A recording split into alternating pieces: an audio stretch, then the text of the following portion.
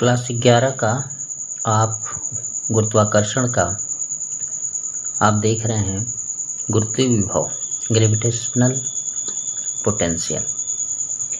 देखिए, इसमें एकांक द्रव्यमान के पिंड को अनंत से गुरुत्वीय क्षेत्र के किसी बिंदु तक लाने में किया गया कार्य उस बिंदु का गुरुत्वीय विभव कहलाता है।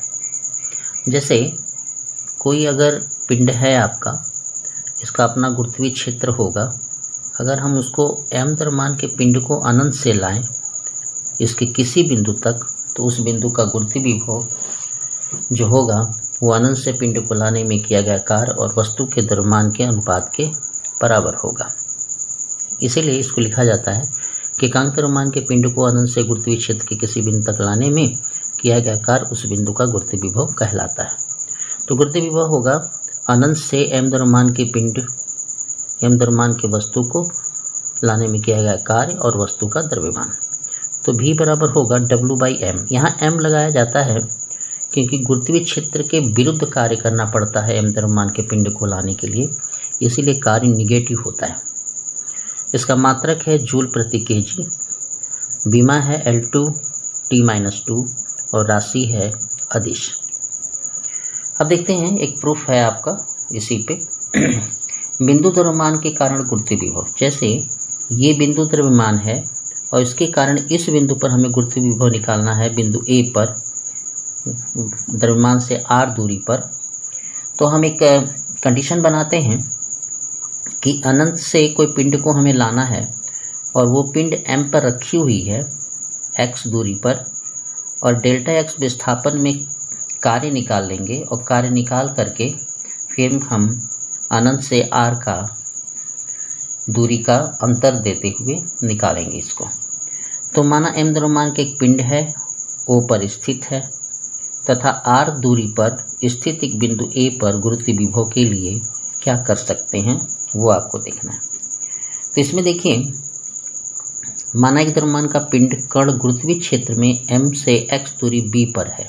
जैसा हम दिखाए थे कि ये x दूरी पर है कोई पिंड m, स्मॉल m, तो है तो क्या मिलेगा, स्थित है। तो यहाँ पर जो बल होगा, यानी आपको b पर जो बल होगा उसका मान होगा Gmm/x², और उसकी दिशा कहाँ होगी, bu दिशा में, है ना, यानी इधर होगी। यहाँ पे इसकी दिशा किधर होगी, इधर होगी बल की। तो इस बल के कारण B से C तक आएगा डेल्टा S विस्थापन में कार्य देखें तो कार्य बराबर क्या होगा, बल गुणे विस्थापन। विस्थापन हमें डेल्टा x करना है, F बल हमारा ये वाला है, इसको अगर हम रख देते हैं ये हो जाएगा। अब हमें कहाँ से कहाँ तक कार्य निकालना है, अनंत से r के बीच का कार्य निकालना है। तो हम क्या करते हैं कि इस वाली राशि का समाकलन कर देते हैं, x का समाकलन करते हैं यहाँ पे, और x की जगह पे इन्फिनिटिव और r का मान रखेंगे। जैसे देखिए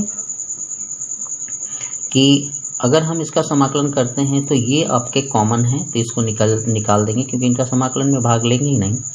इसका जब करेंगे तो इसका आएगा 1/x। कैसे आएगा ये भी समझ लीजिए।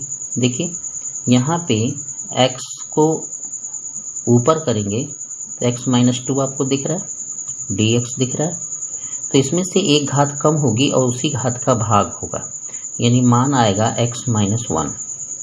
अब इस x-1 को 1/x हम लिख सकते हैं, वही आपको यहाँ पे लिखा हुआ है। अब इसमें देखिए अनंत से r के बीच में काम करना है, तो पहले अनंत का लिखिए, पहले अनंत का मान यहाँ रख दीजिए, फिर उसके बाद r का मान रख दीजिए माइनस करके।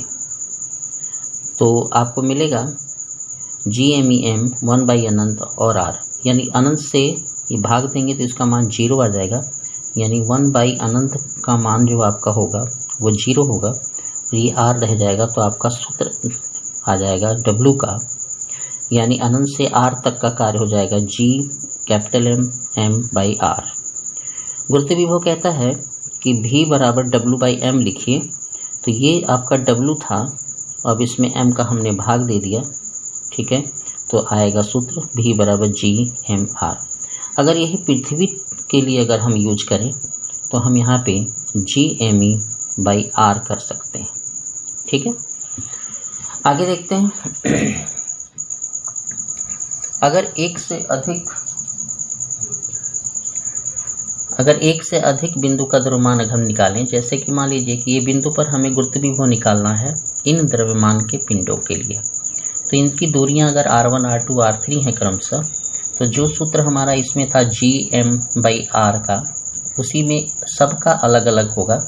जैसे इस पिंड के लिए यहाँ पे विभव होगा gm1/r1, इसके लिए होगा gm2/r2, तो ऐसे हम करके जोड़ सकते हैं।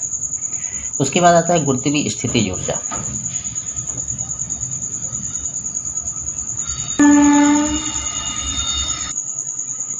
जैसे कि हम आपको स्थितिज ऊर्जा का ये सूत्र आपको हम दे रहे हैं। गुरुत्वीय स्थितिज ऊर्जा में ये अनंत से किसी वस्तु को गुरुत्वीय क्षेत्र के अंदर किसी बिंदु तक लाने में गुरुत्वीय क्षेत्र द्वारा वस्तु पर किए गए कार्य उस बिंदु पर गुरुत्वीय स्थितिज ऊर्जा कहलाती है।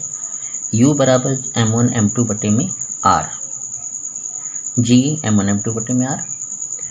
अगर सोच के देखिए कि अगर ये m द्रव्यमान का पिंड है और ये m2 द्रव्यमान का पिंड है, इस पिंड को अनंत से लाएं हम, तो जो कार्य होगा वो स्थितिज ऊर्जा को शो करेगा।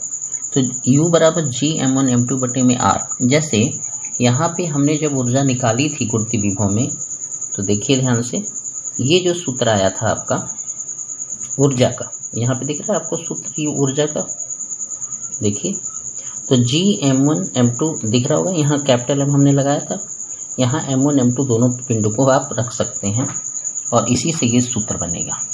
ठीक है, अब अगर आप प्रूफ करना चाहते हैं कि हमारी स्थितिज ऊर्जा प्रूफ हो जाए, तो आपको यहाँ से लेकर के यहाँ से लेते हुए आप पूरा प्रूफ यहाँ तक अगर आप करते हैं कार्य तक, तो यही आपकी स्थितिज ऊर्जा का सत्यापन प्रूफ हो जाएगा, सत्यापन हो जाएगा। अब हम देखते हैं प्रक्षेप द्वारा महत्तम ऊंचाई। देखिए, जब किसी पिंड को हम ऊपर की तरफ फेंकते हैं v वेग से, अगर हम v वेग से फेंक रहे हैं ऊपर की तरफ, तो एक निश्चित समय दूरी तक जा कर के ये पिंड जो है वहाँ से लौटना स्टार्ट करता है, तो अधिकतम चली गई ऊंचाई उसकी प्रक्षेप ऊंचाई कहलाती है। और उस समय का वेग जिससे वो फेंक रहे हैं उसे प्रक्षेप वेग कहते हैं। ये कैसे होता है वो देख लीजिए। मान लीजिए कि स्मॉल m द्रव्यमान का पिंड यहाँ रखा है, v वेग से हमने फेंका और वो h ऊंचाई तक गया, तो यहाँ की स्थितिज ऊर्जा और यहाँ की स्थितिज ऊर्जा में जो होगी, यहाँ के कम होगी और यहाँ की ज़्यादा होगी। तो स्थितिज ऊर्जा अगर हम परिवर्तन देखेंगे तो वो इस पिंड को गति देने में जो लगा है ऊर्जा उसके बराबर होगी। यानी यहाँ की ऊर्जा और यहाँ की ऊर्जा का डिफरेंस हम देंगे तो GME/m RE प्लस H करेंगे, क्योंकि यहाँ पे H दूरी ऊंचाई तक गई है और जो तल पे है तो GME/m बटे में RE करेंगे। ठीक है, वो mv² के बराबर होगा। इस साइड को जो भी हम हल करेंगे, इस साइड को छुए बिना, वो सब होगा स्थितिज ऊर्जा में परिवर्तन। जैसे कर रहे हैं, इन दोनों में से GME/m कॉमन ले लेंगे, तो ये RE प्लस H, इसको हम इस साइड कर दें क्योंकि ये माइनस का है, और ये 1/RE। जब इसको हल करेंगे यहाँ रख करके तो RE कट जाएगा, तो H बटे RE प्लस H दिखेगा।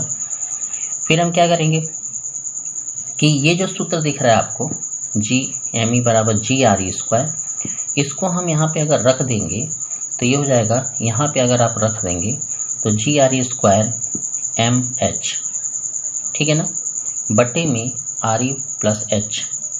ठीक है, तो अब इसमें RE कैंसिल हो जाएगा, तो आपको GREHM RE plus H half mv² लिखेंगे इसको। यहाँ पे m कैंसिल हो जाएगा, तो वेग जो आएगा देखिए यहाँ पे प्रक्षेप वेग जिसको कहते हैं, यहाँ 2 चला जाएगा, तो v² बराबर 2gh1 प्लस h बटे RE लिखेंगे। और केवल स्थितिज ऊर्जा हमें दिखानी होगी कि स्थितिज ऊर्जा परिवर्तन कितना हुआ, तो ये परिवर्तन है, ये पूरा का पूरा यहाँ तक हमने किया है, वही स्थितिज ऊर्जा परिवर्तन को हम दिखा सकते हैं। ठीक है, अब हम प्रक्षेप वेग के बारे में सोचें, तो ये जो सूत्र आपका बना हुआ है, ये वाला सूत्र, ठीक है, ये हम एक वीडियो चला करके बना दिए थे, रिकॉर्डिंग नहीं हुई थी इसलिए सब निशान दिख रहे हैं आपको, तो फिर से आपको दिखा रहे हैं। इसलिए तो ये वाला सूत्र जो है आपका, ये यहाँ पे कन्वर्ट हो जाएगा, यानी इस सूत्र से हम प्रक्षेप वेग को निकालना चाहेंगे। तो वी स्क्वायर बराबर हमारा हो जाएगा 2gh बटे में आर ई प्लस एच। देखिए यहाँ पे आर ई को एलसीएम लेके हल करेंगे तो आर ई प्लस यहाँ दिखेगा, आर ई ऊपर चला जाएगा, वही आपको दिखाया गया। तो अब ऐसे तिरछा गुणा कर देंगे तो V square R E plus H हो जाएगा और 2gh आर ई यहाँ दिखेगा। अब करेंगे क्या कि v को वन साइड करेंगे, जैसे यहाँ पे देखिए ये v को कर लिया हमने, हमें h हमें निकालना है, h प्रक्षेप ऊंचाई। तो हम क्या करेंगे, इसको इसके साथ ऐड कर लेंगे तो आपको ऐसे ऐड मिलेगा, यानी वी स्क्वायर आर ई बराबर 2gh R E minus V square H. ठीक है, तो अब क्या होगा कि यहाँ से h कॉमन ले लेंगे तो 2g R E minus V square. अब h बराबर हम करेंगे तो ये सारा का सारा उठ के इसके नीचे चला जाएगा, जो इसमें दिख रहा है ये हो जाएगी प्रक्षेप ऊंचाई। यानी अगर किसी पिंड को फेंकेंगे तो पिंड इतनी ऊंचाई तक जाएगा और उसमें स्थिति ऊर्जा परिवर्तन इतनी होगी और उसका वेग इतना होगा। ठीक है, तो ये आपको थ्योरी आपको समझ में आई होगी। नोट्स बना करके अगर समझेंगे तो और अच्छा समझ में आएगा। स्क्रीनशॉट आप ले सकते हैं, तो आप स्क्रीनशॉट ले लीजिए। ठीक है, धन्यवाद।